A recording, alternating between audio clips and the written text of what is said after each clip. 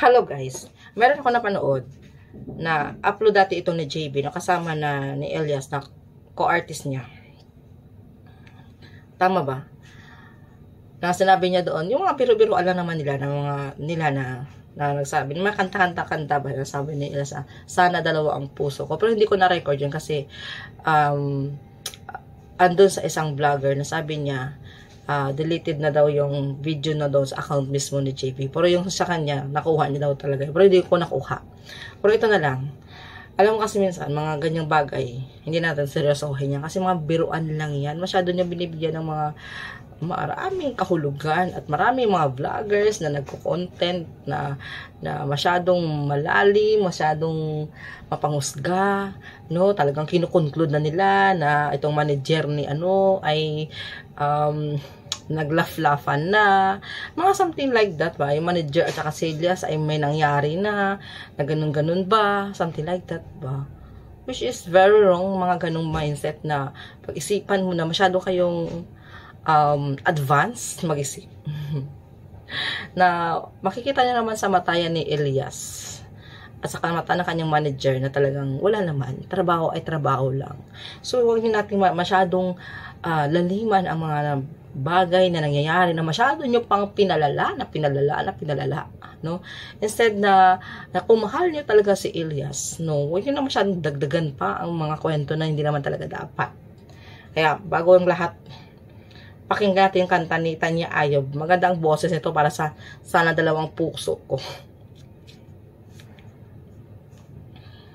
Isa lamang talaga ang dapat na mahalin naman. Dalawa kaming sabay na mayroong suliranin. Agoy.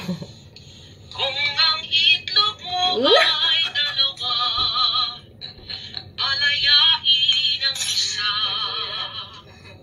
Taksil ka man sa sumpa ko. Ganda ng boses nito. Kailangan kita sa piling ko. Dalawa kayo sa buhay ko. At ako ngayon ay kailangan na mamili. Isa lang ang maaari. Ako na lang pili ayas kay mas nakukog ito. Hindi na lang ka na kuya sa papilias eh. Ariya! Oh, diba? Magaling siya mag-react, pero din ang reaction niya, dinala niya sa kanta. At least siya, hindi niya tinitake seriously ba yung mga nangyayari na trending ngayon. Ito si Tanya Ayob yan, guys. Naka-follow ako sa kanya kasi magaling siya magkomenta. Marami din siya mga pakulo. Kasi din siya ng talented din ba? Kung paano siya kumanta, paano siya nag-akyat sa mga puno. Kumbaga, at least siya, hindi siya nag-focus doon sa mga grabe na mga issue ba. Pero, hindi niya dinagdagan ang mga bagay-bagay. No? Kumbaga, dinaan na lang sa kanta-kanta. Pero, wala siyang sinabing something like that, which is dinaan sa joke. Ay, yung iba kasi grabe naman, makatarget doon sa manager. Sobra-sobra naman kayo, makahusga. Alam nyo ba, huwag natin husgahan ng tao na hindi pa talaga natin basta-basta nakikilala. Kung ano lang nakikita mo, akala mo manamit sila. Ay akala mo masyado na sila, mga alpotera. Yung pala, sila pa yung mga taong hindi pala madaling makuha. Tandaan nyo yun, guys. Maraming mga tao, nakala mo santa-santita, pero sila pala yung madaling makuha ng bungkang-bungka.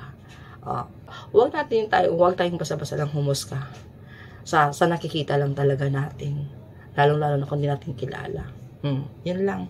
Kaya, si Elias, alam naman natin yan na natawag ito, na totoo naman talaga siya. Tapat siya kay Abigail, sa kanyang partner. Alam mo kasi, tingnan yung mga performance ni Elias, walang kamali siya guys. Kahit niyayakap siya ng mga babae, kahit ng babae na talagang nag-aano sa kanya, wala akong nakitang mali siya. Yung hindi ko rin nakita sa kanya na nagbibigay siya or nag-aano siya sa babae ba. Yung daw din siya magyakap, napaka-gentle talaga ng batang yan. Yun ang pagkakakita ko doon sa niya sa mga videos niya So, kasi kung hindi siya mabuting tao, ba't magtagal sa kanya si Abigail, ang kanyang partner? 'Di ba? Ang kanyang mga joke na yan, I don't mind. It's normal lang naman para sa akin yan eh. Di ba? Hindi ko inuhusga ng kanyang mga kilos, iba mga feeling, santa naman, nakala mo, bawal kumilos, mga ganun. Cute kaya nun. Kayo naman, kung ayaw nyo sa isang tao, huwag na kayo manood. At huwag na kayo magsalita ng hindi maganda. No? Tandaan nyo yan. Ako kasi gusto ko yung bata yan. Diba? Kasi, Yan lang ang masasabi ko. Bye.